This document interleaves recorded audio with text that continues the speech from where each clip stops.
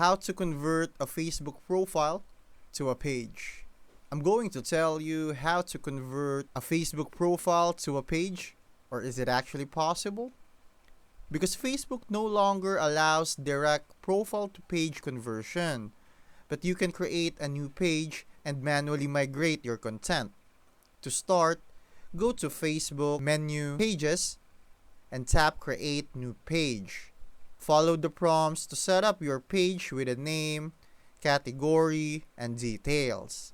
Next, manually transfer content by downloading photos and videos from your profile and re-uploading them to your page. You can also invite your friends to follow your new page by using the Invite Friends option in the page settings. For businesses, switching to a professional mode on your profile might be a better option as it enables monetization tools without needing a separate page.